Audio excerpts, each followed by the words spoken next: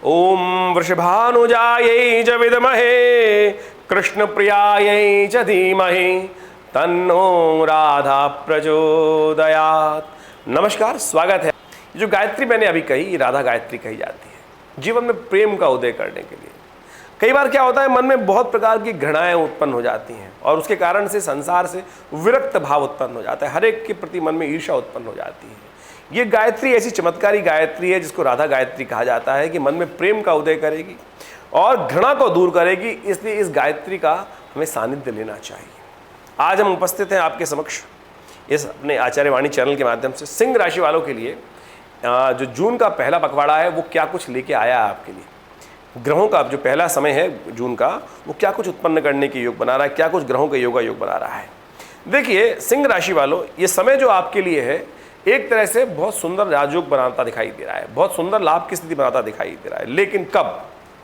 जब आप अपनी हठधर्मिता छोड़ देंगे। जैसे हमने गायत्री का पाठ किया ना अभी, राधा गायत्री, तो उसमें क्या कहा गया कि प्रेम का उदय करें, ईर्ष्या को हटाएं। यहाँ आपको थोड़ा सा ईर्ष्यालु बना रहा है, थोड़े लोगों के प्रति मन में ईर्ष्या उत्पन्न कर रहा है और थोड़ा सा प्रेम से दूर कर रहा है। तो कोशिश करें इस गायत्री का जप करें और हम आपको बताएंगे क्या कुछ होने के योग हैं इस वक्त आपके लिए। ग्रह योग विशेष तौर पे अनुकूल है आपके लिए, समय अनुकूल बन रहा है। कई ग्रहों का योग आपके लिए भाग्योदय होने के योग बना सकता है। लेकिन एक बात ध्यान रखना है आपको, जितना प्रेम, जितना धर्म, जितनी भगवान की आस्था आपके मन में रहेगी, उतना बढ़िया कल्याणकारी योग बन सकता है, उतना संतान के लिए उन्नति के योग बन सकते हैं। और जितना ईर्ष्या मन में रहेगी इन खास दिनों में, तो उतने आप परेशानी में फंस सकते हैं। तो ये ओवरऑल निष्कर्ष है इन खास 10 दिनों का जो आपके लिए भाग्य में योग बनते दिखाई दे रहे हैं। साप्ताहिक भविष्य के अनुसार से ये हम आपको बताने जा रहे हैं। दिन पर दिन भी बताएंगे कैसे रहेंगे दिन आपके लिए विशेष तौर पर। तो समझ लीजिए सिंह राशि वालों, सबसे पहले हम बात कर रहे हैं 1 जून की। तो 1 जून को कहाँ रहेगा, क्या पंचांग क्या कहता है? 1 जून को शुक्रवार का अवसर है, द्वादशी तिथि है और प्रदोष है। उस दिन द्वादशी और त्रयोदशी संयुक्त रूप से रहेंगी। 6 नहीं है तिथि, लेकिन शाम के समय त्रयोदशी आने के कारण से प्रदोष हो जाएगा उस दिन। तो ज्येष्ठ मास का द्वादशी का अवसर, शुक्ल पक्ष का बृहस्पतिवार, और कौन सा प्रदोष? गुरु प्रदोष। तुला में रहेंगे चंद्रमा। चंपक द्वादशी, चंपा के पुष्पों के द्वारा जिस दिन भगवान विष्णु का पूजन किया जाना चाहिए, शिव का पूजन किया जाना चाहिए। इस संस्कृति कितनी सुंदर है, छोटे छोटे चीज़ों के द्वारा आपके जीवन में कल्याण का मार्ग नहीं चाहिए कुछ और। पत्रम पुष्पम फलम तोयम योग में भक्ता प्रचलित, यानी पत्र पुष्प जल से ही भगवान को प्रसन्न करने का रास्ता भारतीय संस्कृति बताती है, सनातन संस्कृति बताती है। तो इसके द्वारा ये चंपा के पुष्पों के द्वारा भगवान का से प्रेम प्राप्त कराने के लिए सुंदर योग बन रहा है। तो इसका उपयोग आपको करने का प्रयास करना चाहिए। ग्रह अनुकूल है आपके लिए और खासतौर पर आगे बढ़ने के योग बना रहे हैं। लेकिन एक बात ध्यान रखिए, कुछ लोग आपका गलत उपयोग भी कर सकते हैं। ये ऐसा ना हो कि लोग अपने कामों के लिए आपको यूज़ कर लें और आप खासतौर पर आप उनके अनुसार चलते चले जाएं। तो आप कोशिश ये करिएगा, अपने समय का सदुपयोग करने का प्रयास कीजिए, गलत कामों में ना फंसें। धन के लाभ के योग बने हुए हैं, आप परिस्थिति का लाभ ले सकते हैं और साथ साथ में बड़े लोगों के साथ यदि संपर्क साधेंगे, आनंद का समय हो सकता है, लाभ की स्थिति बनती है। ओवरऑल समय खराब नहीं है, ऐसा दिखाई दे रहा है।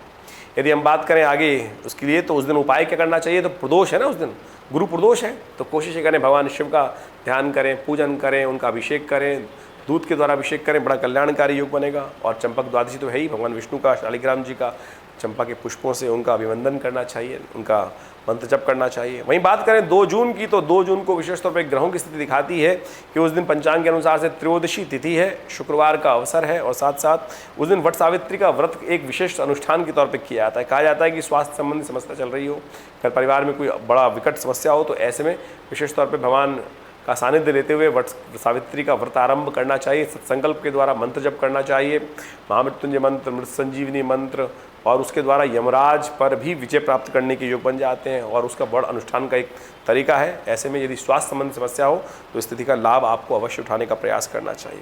ग्रह गणना आपके अनुकूल है और आप यदि पुरुषार्थ करेंगे, सही दिशा में पुरुषार्थ करेंगे, तो समय का पूर्ण लाभ प्राप्त होगा। धर्म युक्त रह के काम करना चाहिए, धर्म से विमुख नहीं होना चाहिए, इस बात का भी ध्यान रखना है। थोड़ा पूजा पाठ अवश्य कीजिएगा। बाकी सब आनंद का अवसर भी रहेगा। शुक्र मंगल आपके 12वें भाव में है, आपका समय थोड़ा आनंद में व्यतीत होता दिखाई दे रहा है, लेकिन आनंद में इतने में लिप्त मत हो जाएगा कि धर्म से विमुख हो जाएं, अन्यथा पूर्ण लाभ की योग बनेंगे, उनमें कहीं ना कहीं कमी हो जाएगी। 3 जून की यदि हम बात कर रहे हैं तो उस दिन चतुर्दशी तिथि है और जो विशेष तौर पर ज्येष्ठ का महीना चल रहा है, शनिवार है और साथ साथ उस दिन वृश्चिक में चंद्रमा जा रहे हैं। चंद्रमा थोड़े क्षीण हो गए हैं, खर्चे बढ़ा रहे हैं आपके।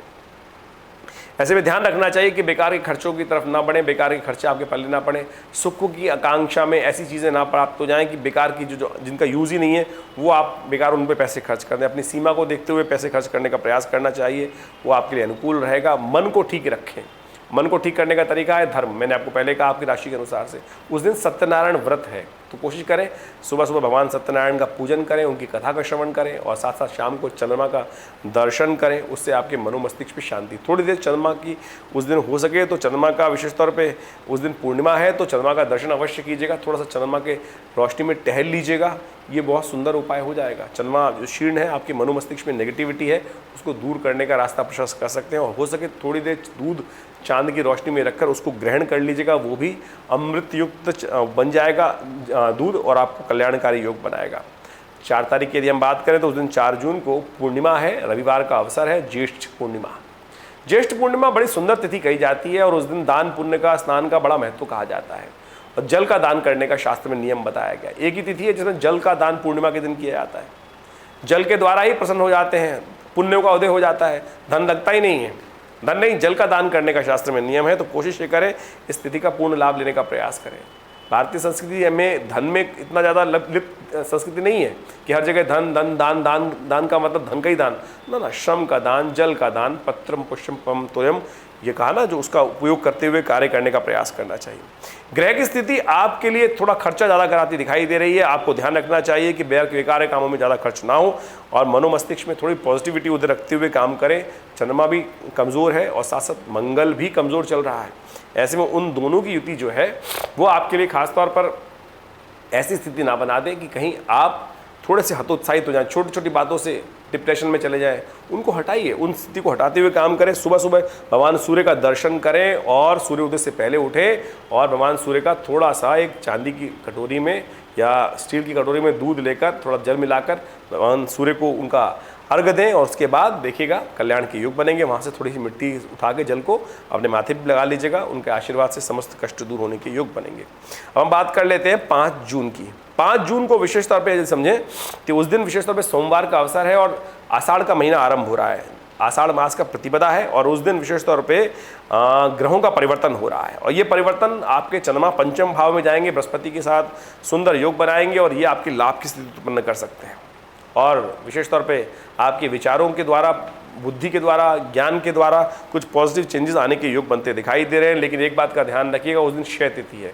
प्रतिपदा और द्वितीया दोनों एक साथ हो गई हैं, द्वितीया क्षय हो गई है, तो नया कार्य आरंभ करने के लिए समय अनुकूल नहीं है।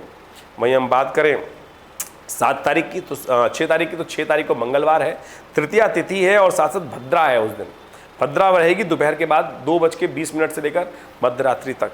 तो नया कार्य आरंभ करने के लिए समय अनुकूल नहीं रहेगा और इस बात का ध्यान रखना चाहिए कि नई चीज़ें, नए वस्त्र, नई गाड़ी, नया चीज़ें लेने के लिए ये समय अनुकूल नहीं रहेगा। वो अनिष्टकारी योग बन सकता है आपके लिए, तो उन सब चीज़ों से बचने का प्रयास करना चाहिए। बृहस्पति महाराज आपके लिए चंद्रमा के साथ बहुत सुंदर योग बना रहे हैं। आपकी आमदनी के लिए, आपकी बुद्धि के द्वारा बहुत सा अच्छा नया रास्ता आप बना सकते हैं और उसका उपयोग आपको अवश्य पूरी तरह से लेने का प्रयास करना चाहिए।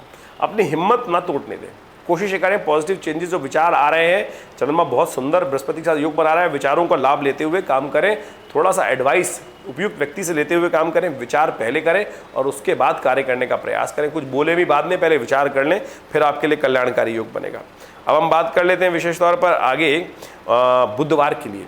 चतुर्थी तिथि 7 जून को बुधवार है और उस दिन साथ साथ चतुर्थी तिथि की बढ़ रही है। चतुर्थी तिथि और बुधवार, देखिए गणेश जी का तिथि और गणेश जी का दिन, ये बहुत सुंदर तिथि है। समस्त विघ्नों को दूर करने का समय है। ऐसे में जब चंद्रमा परिवर्तन की तरफ जाएंगे, सुबह सुबह मकर राशि में प्रवेश करेंगे और मकर राशि में चंद्रमा जाएंगे तो आपके 6ठे भाव में जाएंगे, वो आपके लिए थोड़ा सा रोग कारक योग बना सकते हैं। थोड़े से अननेसेसरी क्लैशेस उत्पन्न कर सकते हैं, मन में नेगेटिविटी ला सकते हैं। तो ये आपके लिए, क्योंकि मंगल के सामने देखेंगे, थोड़ी सी तामसिक प्रवृत्ति उदय कर सकते हैं, थोड़ा सा व्यभिचार की तरफ मन में विचार उत्पन्न कर सकते हैं। तो ऐसे में आपको गणेश का ध्यान सुबह सुबह करने का प्रयास करना चाहिए। गणेश जी को दूर्वा अर्पित करें, गणेश जी का पूजन करें, गणेश जी का मंत्र जप करें, पीला पुष्प गणेश जी को अर्पित करें। इस दिन बुध भी परिवर्तन की तरफ जा रहे हैं। बुध महाराज जो हैं वो सूर्य के साथ आपके दशम भाव में प्रवेश कर जाएंगे शाम के समय। तो कोशिश ये करें वो आपकी मैनेजिंग कैपेसिटी को एनहांस करने की बना सकते हैं, उनका लाभ आपको लेने का प्रयास करना चाहिए। यानी इन दिनों आपकी मैनेजिंग कैपेसिटी अच्छी होगी, उनका योग आप आने वाले समय में उसका उपयोग करेंगे, उससे आपको लाभ प्राप्त होगा। 8 जून के लिए यदि हम पंचांग की बात करें तो पंचांग कहता है कि उस दिन कि पंचमी तिथि है, बृहस्पतिवार का अवसर है और ये ग्रहों का योग आपके लिए विशेष तौर पे मैनेजिंग कैपेसिटी को एनहांस करे, क्योंकि बुध परिवर्तन हो चुका है। बुधादित्य योग बन रहा है, धन के आगमन के योग बन सकते हैं, लेकिन जो चंद्रमा है वो आपका छठे भाव में चला गया। तो स्वास्थ्य का ध्यान रखिएगा, समय से खाना खाइएगा, कहीं बेकार के कामों में फंसने के कारण से कहीं खाना वाना ठीक टाइम से ना खाएं तो उसकी वजह से कष्ट उत्पन्न हो सकते हैं। तो इस बात का ध्यान रखते हुए कार्य करें। सबसे अच्छा ये रहेगा कि आप भगवान शिव के मंत्र का जप करें, अपने माथे पर केसर का टीका लगाएं और विचारों को पॉजिटिव रखें। 9 तारीख की यदि हम बात करें तो उस दिन षष्ठी तिथि है और साथ साथ शुक्रवार का अवसर है और उस दिन चंद्रमा का परिवर्तन भी हो रहा है। चंद्रमा आपके बहुत पॉजिटिव स्थान में जा रहे हैं। चंद्रमा का पॉजिटिव परिवर्तन आपके लिए ऐसा रहेगा कि खासतौर पर आपके लिए विचारों में आपके मन को और अंतःकरण को एक करेगा। शनि के साथ चंद्रमा का योग बन जाएगा और ये योग विशेष तौर पर आपके लिए इंट्यूशन का काम कर सकता है। बहुत सारे विचार नए मन में उत्पन्न हो सकते हैं और वो आपके लिए कुछ अच्छे रास्ते बना सकते हैं। उनका उपयोग आपको करने का प्रयास करना चाहिए। ऐसे में गौ सेवा करें, गौ के निमित्त हो सके तो थोड़ा सा गाय के दूध का भी सेवन कर लीजिए।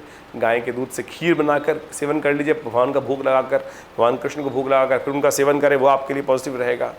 10 तारीख की यदि हम बात करें तो 10 जून को विशेष तौर पर ग्रहों का योग दिखाता है कि उस दिन शनिवार है और साथ में सप्तमी तिथि है और कालरात्रि है। उस दिन कालरात्रि का पूजन किया जाता है, कालरात्रि अष्टमी है उस दिन।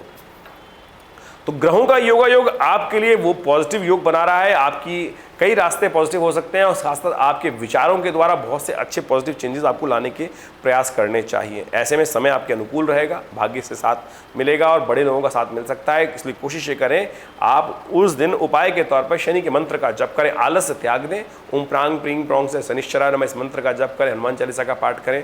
समय आपके अनुकूल होगा, लाभ आपको मिलेगा। धन्यवाद।